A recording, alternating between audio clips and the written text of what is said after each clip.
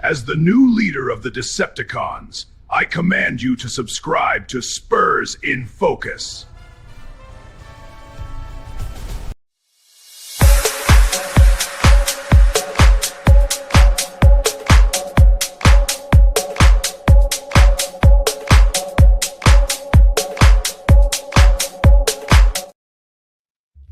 And just like that, your San Antonio Spurs have tied the series versus Minnesota Timberwolves 1-1 after a 133-95 win at the Frost in Game 2. Welcome to a live episode of Spurs in Focus right here on YouTube, iTunes, Spotify, Pocket Cast, Amazon Podcasts, YouTube Music. The list goes on and on. We appreciate you staying up late. Yes, I know, another late game. But hey, series is tied 1-1. Spurs took care of business. And by took care of business, you want to underline that, underscore it, highlight it. They wrecked them. I am your host, Jeff Garcia, longtime Spurs writer in San Antonio. Don't forget about the Substack, Spurs in Focus Substack, completely free. Go sign up right now. The gentleman you see on the screen with me is Mr. Rudy Campos of The Sports Answer. He is on next at The Sports Answer and a whiz at doing like intros and all that stuff. I can never figure out how he does it, man. I don't know how he does it. I get lucky, Jeff. I just their work. Yeah, you get lucky. Oh yeah, so let's just get into it. It is a late game, so let's try to get you to sleep faster, sooner than later, I should say. Yeah. As you heard me right now, that was not incorrect. I did not read the scoreboard wrong. No, 133-95. It was a complete beat down. It really, really was. It was like Vader in the final episodes of Maul Shadow Lord. It was just like that. In this case, the Spurs just wrecked shop pretty much from the beginning until the end of the game. It was a laugher. The Spurs left no doubt on the court who was going to win that game from the jump. We're going to get into all right now. We're going to talk about our turning point of the game, standout stats.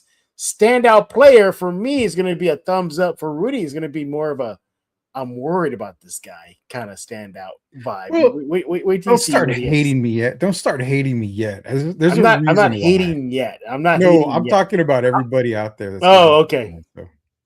Yeah, we already got somebody coming in. Thank you for joining us here, Silver Wolf Ventures. We appreciate that.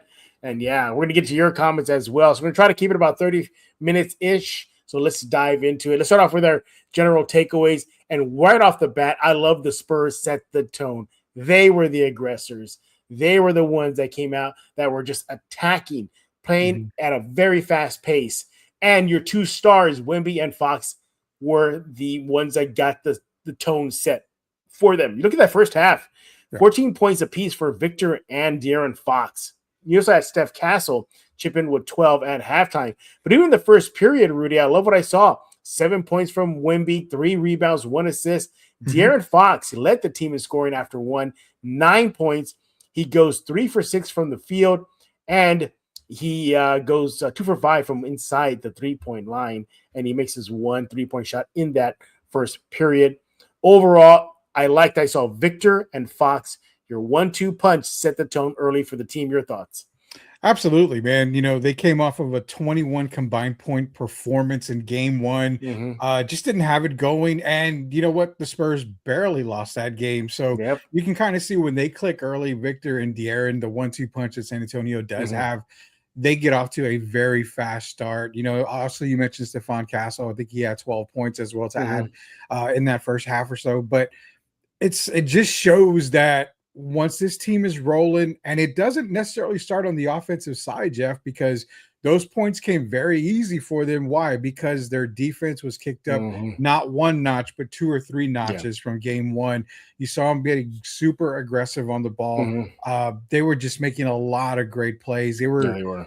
Basically, remember when we talked last game about the fast break points? We broke that down, how they won. It just seemed like every time Minnesota got a turnover, Spurs were on a break. Every time Minnesota scored, the Spurs were attacking the basket at the very end, at the other side of the court. So, yeah, very good that they got off to a very fast start. 28 points combined just in the first half for De'Aaron and Wemby. Shows that once they get going, the rest of the team falls into place. Yeah. And it wasn't just offensively that the Spurs were shining bright. Defense as well. Now, this was your halftime score, everybody. 59 Spurs, Minnesota 35. You heard that right, 35.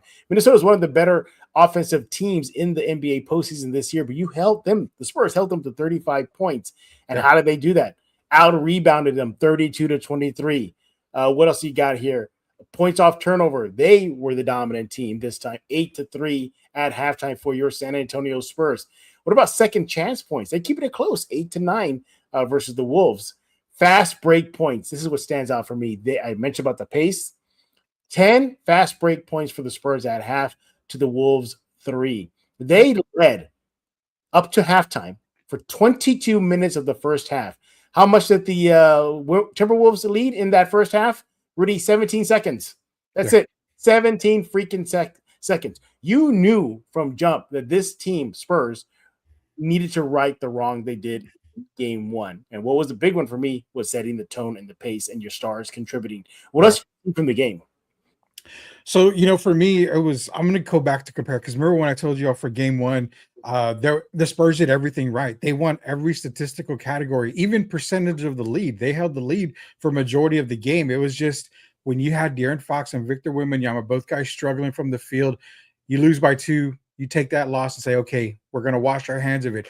What did the Spurs do in game 2, Jeff? They continue to lead every statistical category against Minnesota, 29-5 on fast break points. Points in the paint, 58-36, 22 points more in the paint. Just shows how dominant the Spurs were and how much more aggressive on the offensive side they were getting to the basket. You saw Minnesota get very, very, very frustrated with a lot of these calls by the officials, but they were the right calls. So, I would say that looking at game 2, they continue to just dominate Minnesota on every statistical category, 41% from three-point range, 50% for the game. When you're shooting that kind of percentages, there is absolutely no team in the league that can actually compete. Oklahoma City does shoot at a high percentage, but when the Spurs are rolling, they're very tough to beat. And remember, a healthy Spurs team is an unbeatable Spurs team. Carter Bryant was back tonight. You saw the little bit of difference he made, especially getting under Ant's skin from time to time. So, they led every statistical category. That's the reason why they won so big tonight. Yeah, it did not start off on the right foot for the Spurs and for the Wolves as well. In that first period, both teams' offenses were sputtering, but the Spurs definitely got things going in the second period and took command from that point forward. You look at the first half as well. Three-pointers, the Minnesota Wolves connected only on 2. They went 2 for 15 from the 3 line, good for 13%. Spurs, they were just one little better as far as makes, 3 for 4. But I like that the Wolves, and credit to the Spurs defense as well, were just making their lives tougher from the 3 line, because that's kind of did not do well for the Spurs in game 1. Overall, you saw a lot of good things at half. All right. But so was there going to be the dreaded after halftime letdown from your silver and black? There was not at all. The Spurs outscored them 74-60. Now, a lot of that was in garbage time, so keep that in mind. But the point is that they were in control in the second half. You did not see a letdown. It ballooned the lead to somewhere near 30 freaking points, I believe. Rudy, I think, no. The biggest lead for the Spurs was 47. Yeah. 47 points. This was just annihilation with a capital A in game 2 for San Antonio. Get this. The Spurs led wire to wire in the second half. They did not face any deficit. They led for all 24 minutes of periods 2 and 3 combined. I love what I saw out there, continuing that pressure defensively, out rebounding the Wolves 23-20. You're talking about assists. They recorded more assists, 17-12 versus Minnesota. They beat them in offensive rebounding, 7-6 as well. Overall, it was just really good. They coughed up the Wolves 11 turnovers in the second half, and the Spurs capitalized with 11 points off those turnovers as well. Again, the fast break, they kept the pace going. Fast break points for the Spurs in the second half, 19-2. Rudy, I saw a team, Spurs, that were just focused on doing what they do best. Play at a high pace, get in transition, put the clamps on them. We saw them trap it. How many times did we see them trap Ant in the game? They trapped them the whole game. What do you think about that? Was that kind of the right thing to do? To get the ball out of his hands and let everybody else beat you? It looks like that's what they're trying to do. Definitely, we're talking about an Ant Edwards who's probably 75, 80%, back from health. So trapping was something that I was kind of excited to see as a coach myself of basketball. I was really excited to see Mitch and the coaching staff install that into the defense. And again, reminder, guys, we said that Mitch maybe had a little bit of fault in that last game as well. We said he would bounce back. Him and Sean Sweeney would bounce back on some side of defensive side for the Spurs. And sure enough, look what they did. They ended up trapping Ant, making it very difficult for him tonight. And you saw the struggles. I mean, there was times that he was able to get to the basket, but yet you had a lot of guys collapsing underneath the basket. You even saw Julian Champagny come over and get a block on Anthony Edwards, which you don't normally see when Ant gets a full head of steam go into the basket. He's very difficult to stop. So I love that they were trapping Ant Edwards. I love that they were making it so difficult for him. But not only that, I mean, you look at the scoreboard and really, like, Jaden McDaniels was the guy that was kind of keeping the Wolves hanging around that 34-point mark. But when you have Jaden McDaniels as the guy trying to beat you, you are doing something right, and it's going to be a very long night for the opposition. Yeah, it's really hard to look for any faults for the Spurs. I think Rudy did find one. I'm not going to take it from him. He's going to tell you about that in a bit. But bad guy, I know. Yeah, hey, leave it to Rudy. See, Rudy's got to be the bad guy, everybody. I don't mind. Are you surprised that Rudy's a bad guy? Just leave us a comment in the comment field. Well, I was the rated R sports star for a little while there, so you got to remember back from the rated R podcast days. Well, I look at the Spurs team, and again, as far as tonight, game 2 is concerned, I don't see that much fault. I mean, they came out a little sluggish offensively, but that was about it. I could not really see. Well, that's a big issue coming out of game 2 for the Spurs. No, I really did not see one at all. You had individual standout play. Dylan Harper's just a dog, man. He really, really is. Yeah. You look at Wemby just, again, being that defensive monster. Everybody was being passed on defense. Keldon Johnson got in the block party. Vassell got in the block party. Julian Champagny woke up. He was a big contributor in the third period, and pretty much it was the big reason why the Spurs put the nail on the coffin for the Spurs. He just caught on fire. He was Super Mario Brother after Mario bites into the flaming flower and then turns into all red and white and starts shooting fireballs. That's exactly what Champagny was in that third period. I look at this game, and we're not going to talk about what you're going to bring up in a bit. Yeah. But did you see anything that concerned you coming out of game 2 before the scene shifts to Minnesota? There's one little thing that I will say, and it is turnovers. I mean, they didn't have a whole lot tonight. They had 16 compared to Minnesota's 22. But there was a point, I believe, in the third quarter where we saw Stephon Castle throw a cross-court pass get intercepted. We saw them, just kind of fumbling the ball. It almost looked like they were just not trying and kind of letting their foot off the gas a little bit. So there's really one negative. It's just the fact that the turnovers just got to be under control. When you've got a 30-point lead, and I remember reminding Spurs fans at the end of the season when they played the Timberwolves again, or when they played the Timberwolves in San Antonio, Ant dropped 55, and they almost came back to win. I believe the Spurs were up 20+, 30+ that game, and Ant brought them all the way back after scoring 55 on the Spurs to almost win that game, and it had to do with turnovers. So, again, that third quarter, I saw, okay, they're committing more turnovers. They're starting to get more turnovers. That's what I thought. They got to control that. They were able to get it under control. Champagny started getting hot. They started to get back to the basket. So that's the one concern that I have. And that's really a minimal thing, is that those key turnovers in key areas, luckily it didn't come back. I mean, if the Spurs were only up by like 12 or 13, those turnovers would have hurt a whole lot more tonight. So that's one thing I see as a team-wise, just control the turnovers. I want to highlight the defense, just how good it was in game 2 for San Antonio. Now I have game 2 stats, and I understand it's only a 2-game sample size, but still you like where it's trending right now. So we go on rebounds. So far, the Spurs are averaging through 2 games. I know 2 games, about 51 rebounds per game in the series, but I mean, at least in game 1, I should say. And now they're at 55. So they upped it. So they upped their rebounding. All right. So what about, I don't know. Let's go to steals. So in that first game, they averaged about 8.5 steals in that game 1. Tonight, 13. Recorded 13 steals versus Minnesota. Yeah. What else you got? Oh, okay. Well, why don't we go to offensive rebounding? 13. They kept it the same. That's what they're averaging the game one. But you go to the defensive rebounds, they upped that again. 38 in game one, 42 in game two. So they really were paying attention on the defensive side. And Yeah. that's exactly what broke Minnesota. The Spurs were balanced offensively, they were balanced defensively. Something that Wemby highlighted after game one loss, where he said himself that he was expending too much energy on the defensive end. You saw a little more balance. He did not shatter any block records, but nevertheless, he definitely was contributing on defense and on offense. As mentioned to start the game, it was him and Fox, and at half, him and Fox that were leading the way offensively together. Really, really, really tough to try to single out one bad thing or just bad things the Spurs did in game two. I think for the most part, Rudy, they corrected a lot of wrongs in game one, from the defensive end to just maintaining energy and maintaining focus. They got it done, man. They definitely got it done. Your thoughts? Well, I'm gonna push back a little because you said that they corrected a lot of stuff from game one. There wasn't much correcting from game one. I mean, like I said, the only thing that they lost, Jeff, was the final score. That was it.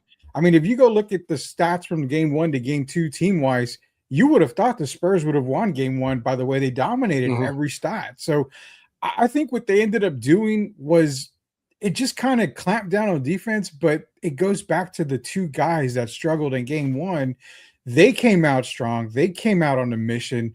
They combined for 28 points just in the first half after combining for 21 points in the whole game of game one. So once you saw them get going, it was kind of like, okay, this is the Spurs team that we expected. So, I mean, there wasn't a whole lot more to correct after game one. I think the Spurs loss in game one just was one of those bad nights by one of your stars. I mean, both of your stars are struggling. It's going to be tough for them to win, especially in the playoffs against a really good Minnesota team. Yeah. But yeah, I mean, the dominance just continued in game two. And again, I don't think everybody wants to know. Me and Jeff are not, fanboying over here on the Spurs because of this win. We understand you got to go into Minnesota game 3 and 4. You have to get at least one of those games in order for you to get home court advantage back. So build off this win. You got a huge win. Minnesota's probably going to come out a lot more aggressive. You are playing in Minneapolis. Guess what? Those calls that you were getting tonight, you're probably not going to get up there. Yeah, exactly. And dare I say, maybe the Wolves were just lucky to get that win in game one. I mean, I think they were just really, really lucky to get it, because you saw the tide changing at the end of game one. All the momentum was shifting to the Spurs' way, and it just Champagny just missed that shot, and otherwise we could have got a 2-0 lead for the Spurs. I look at this game, Rudy, and I got to ask you, is this the Spurs, or did Minnesota have their one bad loss, just as the Spurs had their one bad loss? Ooh, that's a great question. Yeah. This was the Spurs, and I'm going to point a couple of stats here, because Minnesota still shot 40% from the field. They still shot 30% from 3-point range. Normally, those are good nights for any NBA team when you're shooting those kind of percentages. They didn't lose the turnover battle very much. It was only 6 more turnovers than San Antonio had. It's just San Antonio played that much better, and that's what it came down to. This was the Spurs team that you saw dominant after that loss in Minnesota, where they ended up losing maybe 3 games the entire second half of the season. So this is the type of Spurs team we saw, and definitely say that they beat Minnesota. Again, Anthony Edwards, even if he would have gone on for 28, 30 points tonight, they still would have gotten blown out, to be honest with you. So it was just a good Spurs win. Minnesota did everything right. They had a few more turnovers in San Antonio, but again, stats don't lie, and it shows that Minnesota played a good game tonight. They just got out. They got beat by the better team. Yeah, and as one of our listeners right now, watchers, Ghost, I'm not going to even try to say that. I'll just say Ghost. Yeah, we highlighted that, the turnovers for Minnesota and how much the Spurs capitalized on that with the points off turnover. So, yeah, they definitely took advantage of it. Just see kind of a final total here. Yeah, 22 turnovers for the game for Minnesota, leading to 19 points off turnovers for the Spurs. So Spurs took advantage of the Wolves shooting themselves in the foot. I want to quickly, before we get into turning point and all that good stuff in a bit, I just want to go to some of the player stats here, just something that I really enjoyed seeing. De'Aaron Fox, he was, I believe, he was in the plus minus for the game one because of the 6 turnovers, right? Yeah. In game 2, he was a plus 24. A plus 24. Tied for the best plus minus was with Dylan Harper. He also had a plus 24. And you look at what Fox did in game 2, 16 points, 2 assists, 25 minutes, 50% shooting from the field. It just goes on. Made both of his 3-point shots. Really was key for the Spurs. And that's the De'Aaron Fox that we need, or the Spurs need, I should say, moving forward in this series and beyond if they survive versus Minnesota.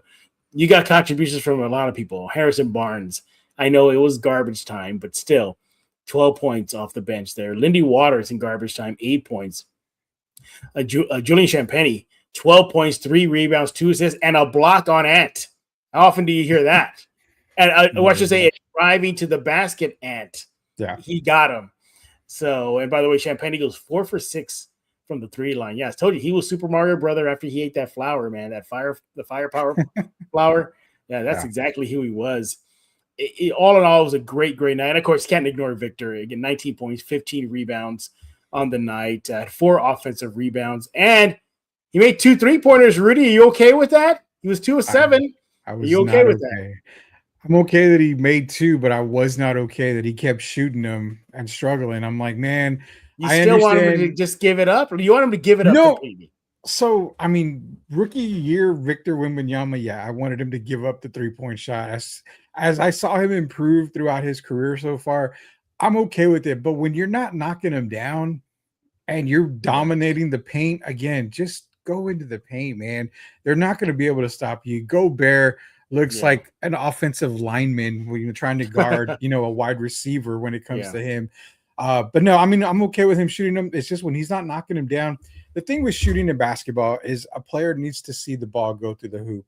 So get a couple of shots, inside the 3-point range, and then you can kind of start to flutter out a little bit, knock them down. But I mean, I'll tell you one quick before you move on. Remember what I said last game, Jeff? Luke Cornett, 8 minutes. He had 13 tonight. He upped his minutes a little bit more. And again, you see when Luke plays, Victor doesn't have to play as much. Another key that we'll get into later for. Yeah, exactly. Did you like the double big they had out there? They hadn't really used that a lot. Finally. You're okay with it? Okay. Fine. Yeah. You need the double big against Oklahoma City sometimes with Hardenstein and Chet Holmgren. So may as well get it in now while you're up 40 points. Yeah, I agreed with it too because Minnesota is a big team, big guard, Julius Randle, Naz Reid, the Gobert, obviously. Yeah. The list goes on and on. So I like seeing that, and it was effective, at least in game 2. All right, Rudy, what do you want to do? You want to go to our specifics here, turning point, standout stats, or you want to see what the fans are talking about right now? You know me. It's whatever you would decide. You put me on the spotlight. That's whatever comes up, I talk about. And on that note, everybody, I'm going to just pull a fast one on Rudy, and I'm going to go the turning point. What was the turning point of the game?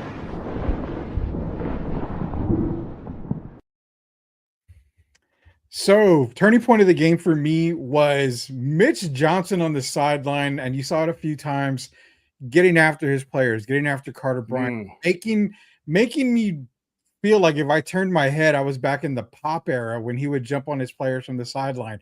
Turning point for me, Jeff, was from the opening tip where the defense just dominated Minnesota. I mean, when they came out and they were playing aggressive, they were getting the calls, they were getting the turnovers. Minnesota would score and think, okay, then all of a sudden De'Aaron Fox was down the court getting a layup, or you would see, Stephon Castle getting a dunk, Victor getting the layup. They just could not compete with San Antonio tonight, even after a made shot. Spurs didn't give them any opportunity to set up their defense. So again, the turning point for me was the intensity from the opening tip. Was Mitch Johnson getting on everybody's asses tonight on the defensive side of the ball. Key point was them making those switches on the defensive side. Everything just fell into place tonight.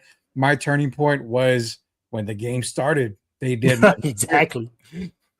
Yeah, it's hard to find a turning point of the game because once the Spurs took control, they took control, and there was no doubt. For a little bit during the game, while I was watching it, I kept on thinking, okay, it's a 10-9 point lead for the Spurs. This is, I'm on Minnesota. We got them right where we want. Isn't this the same Minnesota team that came back from a 20-plus deficit versus the Spurs? Yeah, in Minnesota. Yeah. So it was in San Antonio. Actually, I was there for that game. I was bracing for that, and I said, okay, any moment now, the tide's going to turn, and here we go. And it never did. And Edwards was a non-factor for the most part.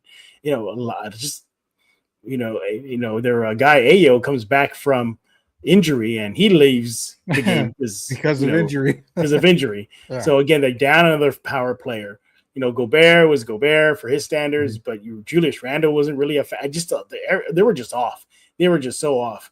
For me, my turning point is when the Spurs really took control of the game. Now, I get it. And by this point, it was already a blowout. So we're going to fast forward to the third period right now, everybody, where the score was 64-44 with about 8 minutes left in the third period. But things turned around for the Spurs where they were just like the Death Star riding up to Alderaan and hitting that laser beam on Minnesota's chances to win. They went on a plus 15 run from 8-minute mark of the third period to the end. Yeah. They ended it with that final score. I'm sorry, the final period score at going into the fourth quarter was 98-63. It was a plus 15. It was a 34-19 run. In that run, Champagnie, 19 points, 4 from 4 from the field. Wemby, Castle, they both had 5 points, and the Spurs connected on their 3 shots, 6 of 9 in that third period run to close out the period going into the final frame. 10 fast break points, 3 blocks collectively for the Spurs. That's my turning point where they left no doubt for the Wolves that this game too was in their pocket. But yeah, what a run it was. 34-19 run. I mean, it was really a destruction already. But man, like I said, they just went Death Star on Alderaan in that third period. They just destroyed them. Would you say this resembled the Thanos versus Hulk in the Avengers? Yes. Well, don't get me started on that, man. Don't get me started on that. I'll go flipping tables here. I was like, how, what? See, here I go. All right. Let's go with some standout stats.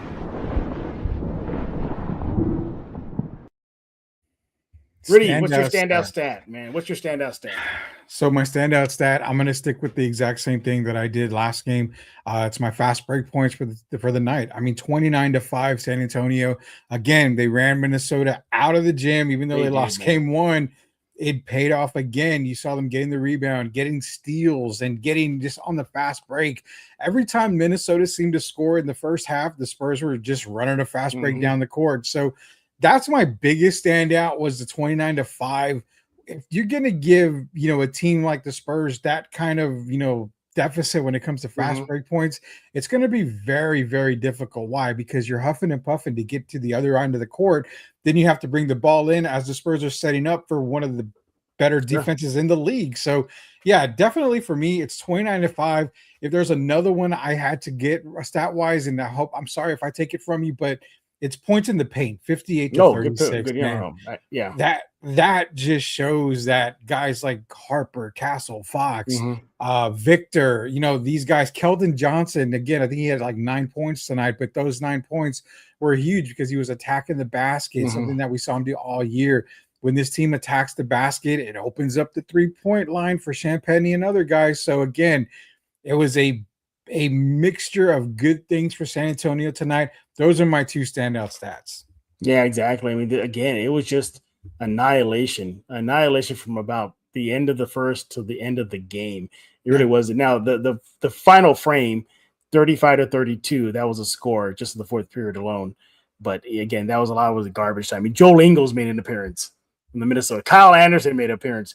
McLaughlin made appearances. Water. I mean, it was really that Bismack got in. So it really was kind of a wash at that point. It was kind of a wash. For me, my standout stat is time leading. For a Spurs fan, you're loving this. So the game, Rudy, is 48 minutes, right? So let's say it's a 48-minute game, right? The Spurs led for 46 and 1 second. 46 minutes and 1 second for the game, while the Wolves led for 17 seconds. It was that kind of night for the Spurs. it was nearly a wire-to-wire win. I was hoping it would be, but obviously it didn't. Can't get them all, especially in this game, this very lopsided game.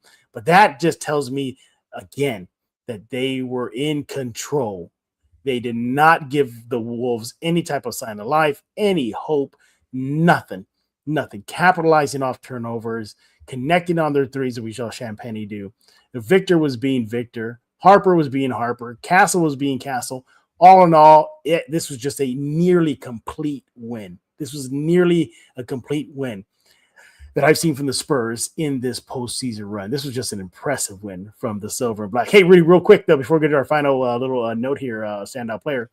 What do you think about Castle and Highland kind of getting into it? Look at the replay. It was Castle that kind of started things. So they were battling before Castle actually pushed him, trying to get position on that jump ball. It's players being players, and Stefan Castle. You don't really see it, but he's going to be my standout guy in a little bit here. Kind of has a short fuse in a way, which isn't always a bad thing, but it could lead to early foul trouble. And that's something that I think, the refs even say, hey, you know what? Chill. Yeah. You got to chill out. And again, before the jump ball, Bones Highland was wrapping up with Castle. He did hold Castle a little bit. So obviously when the jump ball was made, Castle pushed back. Highlands didn't like it. Highlands pushed Castle back. Yeah. I'm glad to see Scott Foster and the rest of the crew. He got in there quick. He saw it happen. He saw Steph Castle push Bones Highland, which is a foul. Obviously, you got caught. But he also saw that, hey, Bones Highland did retaliate, which is a technical foul. But I'm okay with it. It's playoff basketball, man. At the end of the day, you know what? Yeah. It is what it is, and that's playoff. Before you go, Jeff, I want to do one last thing with a standout stat that I forgot to mention. I want to give you the number 5. And that's all 5 starters played less than a half of basketball. Good point. Victor and actually De'Aaron played 26 minutes, which is just over a half of basketball. Perfect. This is what you want to see out of this team because they get rest for that next game to be a lot more fresher. In the Portland series, they were playing 30, 32 plus minutes a game. Last game, they had, a good amount of points. I mean, a good amount of minutes as well. So I love that stat that Mitch was able to get these guys under a half of basketball, basically. That's chef's kiss for y'all tonight. Let's move on to the next one. Yeah, exactly. It's a great point. And Mitch talked about that. I believe it was during the Blazers series, I believe, where he was like, hey, I kind of didn't really manage these guys' minutes as well as I should. So I'm glad that he took initiative for that as well. But yeah. He listens to the show. I love it. He listens to he does. Show. He says, oh, Rudy's on. Rudy's live. Let me get my notes going because Mr. Campos might be giving me some gems out there that I can use in game. Going back to that Castle Highland thing, they played the replay over and over again. And to my opinion, it started off just as any player trying to, battle for position. That's all I took it as. And then, man, I could have swore I think Castle kind of threw a little push in there. He did. And that kind of got sparked Highland, and then here we go. But you're right, though. Castle, he does a lot of this. Does a lot of chirping, but it's very low key. Harper is just overt about it. Yeah. He is just looking and staring and smiling and saying remarks and everything. Castle, I think he does like those quiet under the breath comments that just enough for the other player hears. I don't know if you saw this, but during the game, forgot which Wolf player was shooting free throws, but they had the camera at the Wolves player. In the back, you can see Harper just chirping and talking to the player and just talking trash. And who's next to him? Castle. Yeah. And Castle's kind of doing this little side like this, like, yeah, keep on doing it. As he was saying it. So, hey, look, they're dogs, man. They're young dogs. They're in the game. I like that. All right, let's go to our final category here before we get to you guys. Yes, we're not going to forget about you before we put a wrap. Let's go to standout players and wait to hear what Rudy has to say.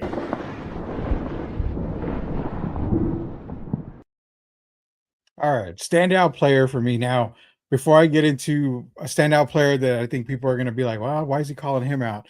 My standout player on a positive side was, as mentioned by one of the fans, Carter Bryant. I mean, you saw when he came in, he did the little thing, something that he's done all season long.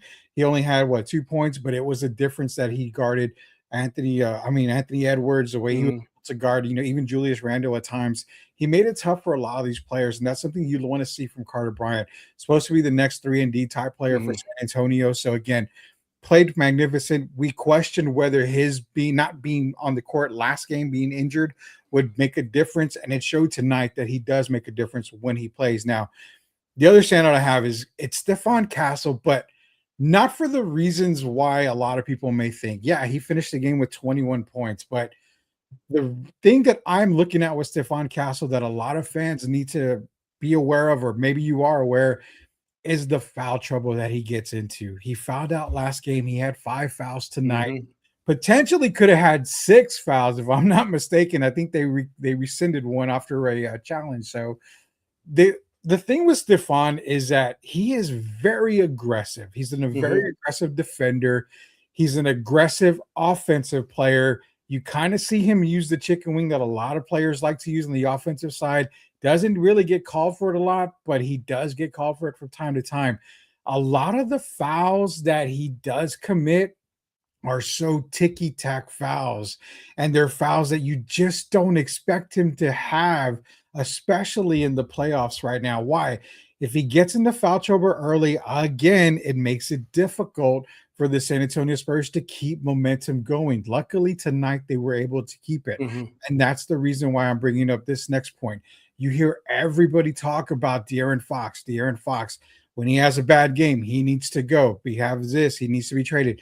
This is why, if you really, really look at the picture, guys, you keep a player like De'Aaron Fox, because with Castle, you allow him to be aggressive on the defensive side. Take those chances. If he gets in early foul trouble, you still have a two-headed monster with Dylan Harper and De'Aaron Fox. So this is why De'Aaron Fox is not expendable. This is why you keep a player like De'Aaron Fox. You need a 3-guard rotation, because this allows Castle to continue to play that way that he is. But at the same time, he has to really control his fouls, because, Jeff, I don't know if you've seen it, but a lot of the fouls that he gets, some of them are like, why are you doing that? Why are you reaching in? Why are you doing this? I get you want to be aggressive, but you need to stay in the game. It doesn't help the team if you cannot stay out of foul trouble. Yeah, I just got a text from Brian Wright. He said noted to you, Noted. Rudy. I'm telling you. He said noted. Yeah. He said Brian, noted for Fox's future in San Antonio. Brian needs to come on the show so we can make sure he's aware of it. Can you imagine that? But anyway, no, good point. Right now, Castle is averaging about literally 5 fouls in this series so far through 2 games now. He averages 5 fouls against Minnesota, period. Look at his career. And it's always Minnesota. For some reason, it's Minnesota. Even in the regular season, as you highlighted, he gets in foul trouble. Every time. Go ahead. Man. Yeah, I don't know. Okay. Well, for me, my standout player, and again, I'm not going to go the easy route with, it's going to be Wemby, because it's getting too easy, man. For me, I'm going to go with Julian Champagnie. I got to take Julian. Again, on the night, 12 points, 3 rebounds, 2 assists in 22 minutes. He was getting it done offensively and defensively as well. You mentioned that block on Ant Edwards. And what I liked about it, too, 0 turnovers for the whole game. No turnovers. He was a plus 19 in game 2. Big reason why the Spurs got the win, as I highlighted in my standout stat, was the run. In that run, he led the team. His shot was falling down. His 3-shot was falling down. He was doing everything right for the Spurs. He only committed 1 foul for the game. So, get this. His true shooting percentage in game 2, 100%. 100%. What about his effective field goal percentage? 100%. This guy was on fire. 4 for 6 from the field, and 4 from 6 from the 3 line. I think he took 4 3-pointers or 6 3-pointers from the field and made 4 of them. That's it. He didn't even take a 2-point shot in the game. That's how key he was. Shot 66% from the field, from the 3 line, I should say, and 2 steals. Getting it done defensively as well. Yeah, I got to go with Julian Champagnie. He's my standout player. All right, before we put a bow on this live episode of Spurs in Focus, it's your turn. Rudy, what's everybody talking about in the chat room? Yeah, so appreciate Silver at Silver Wolf Ventures. He's been in here he's been here all night, actually, with a lot of comments. Just mentioned a little while ago about Castle. Way to go, Silver. Says Castle is doing his job. Unfortunately, calls have not gone his way. He still can't let up. And again, I understand that, but that's the reason why you keep a guy like De'Aaron Fox, because you allow Castle to continue to be aggressive. So I love that comment. Jacob Eric in here, who's a friend of the show as well, hard worker with us over here, says Harper looks like a second-year player. Definitely, Jeff. I want to get your thoughts on this because I mentioned with Silver Wolf. Says he knows Wemby's the guy, but Castle is the blood running through the veins of the team. Ooh, is that I love that we see? Because Castle brings that fire. He brings that energy. What do you think on that? I would only change that, Silver, but I would add Castle is the boiling blood running through the veins of the team. Yeah, I think he brings that heat, that fire. I mean, he is the definition of the Spurs dog on this roster right now. Yeah. I mean, not to say Keldon isn't, he is. I say Harper isn't, he is, or the other guys. But my goodness, it is Castle that just brings that eye of the tiger, man. That I'm gonna let the dark side get into me, and I'm gonna just go for it and just attack. I love it. By the way, just in case you missed it, hopefully Jacob Eric is still listening. It was his birthday recently. Just go with it, Rudy. Just go with it. I did. Just say happy birthday. Yeah, just say happy birthday. Happy birthday, Jacob Eric. Again, I mean, you have like 10 throughout the year, so happy birthday. I know the joke. Okay, all right. Who else are we talking about? JC says the T-Wolves just got broken physically or psychologically tonight. Any team should dread playing in our city. Love that comment. We got another one here, and I want to get your thoughts on it. This one right here.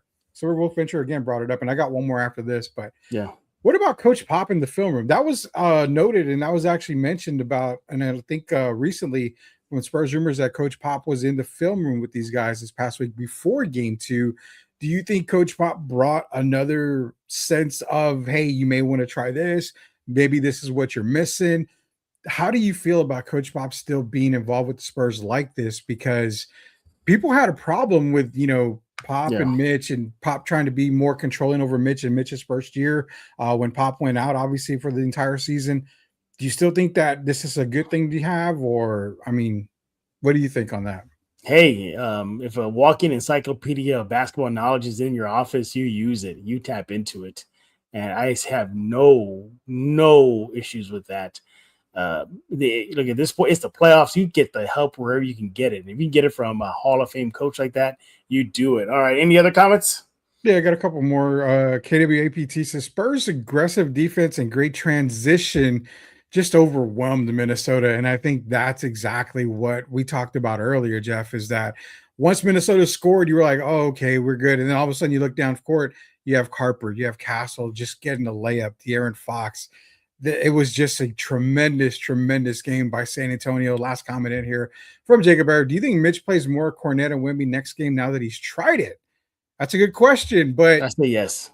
I'm gonna give you mine, and I'll let Jeff. You can answer this after this, but I'm gonna say no, only because I don't think Mitch has the trust in Olynyk and Plumlee and those guys just yet. I think with Carter Bryant on the court, he still is a little undersized, so I think we may see a Cornet Wemby lineup maybe for about 4 or 5 minutes at a time, but I don't expect him to go with it for longer than that. I see what you're saying, like extended minutes. Yeah, I think extended minutes. So what do you think on that? I think I agree with you then. Then that's because, I think he tries it out, and because you don't want to see both of them get in foul trouble for some stupid reason. And then, who do we go to now? Oh, we got a small ball big. Carter Bryant, you're back in. And then the Wolves have all the energy and the control now of the game. Can we go back to KWAPT? I'm gonna see. I've known him for a very, very long time. He and I go back decades. Sure. I'm not kidding. How you pronounce it is actually Quapt. Right? Okay. And if you're still here, if I remember correctly, what you told me so many years ago at the Garden when I went to go Spurs Boston, we were having drinks in the alley. Quapt. Was it Kobe wears a pink tight? I think that's what it means. Kobe wears a pink tights or something like that. You got to get the answer to that. He's in here. The answer to that. But no, good comments. Any other comments, Rudy, before we put a bow on this? No, you're actually good on that. Last one was Eric Jacob just saying, scratching my head. But I mean, appreciate the comments that came in. Your boy Quap did say he is a first-time listener and he did subscribe to the channel. Good stuff. Great comments, guys. And again, appreciate everybody that joined us here tonight. Absolutely. Once again, your San Antonio Spurs tie up the series in the West semis with the Minnesota Timberwolves with the score of 133-95. It was a laugher. It was a complete lopsided win for your San Antonio Spurs. Now the scene shifts to Minnesota. Minnesota stole game one. They stole the home court advantage. Spurs got to get it back. Game three, I think historically, Rudy, correct? Whoever usually wins game three wins the series, no matter if it's 0-2 or 1-1, right? Yeah, so game three is usually the turning point for a series, especially after the first round. But doesn't necessarily mean Spurs fans need to jump off the ledge either if they lose, because if they get game four, then that game does go to game five, which would be in San Antonio. So I would say this: they just got to get one of these next two games. That's it. That's one all. Of them back. Yeah. One of them's great. If they sweep them in Minnesota, hey, by all means, they sweep them. But I think they got to get at least just one of these next three games. And once again, your Spurs in the playoffs have not lost back-to-back games. It still hasn't happened. So good on the Spurs. They make the right corrections, the right fixes, everything. So yeah, good. Yeah, I agree with the last comment here from Sam. Game three is huge for the Wolves. I think the pressure is on the Wolves right now. So we'll see how that pans out. But yeah, good win for your Spurs. It was easy street for your silver and black. Now game three looms this Friday in Minnesota.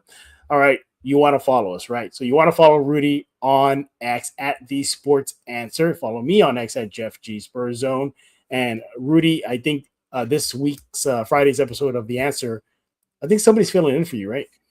Yeah, so as you can know, the Sports Answer, the Friday drive show, comes to you Friday, as part of Answer Now TV. And I unfortunately won't be there. I have another commitment. My daughter is having a sports banquet, so she gets her non-MVP award. She wasn't the MVP this year, so next year, maybe next year. But we will have Jeff Garcia filling in over at the Friday Drive, and it should be him with Derek Gervin as well. So again, it's going to be a great show on Friday. They're going to talk everything silver and black. They may even bring out some other stuff too.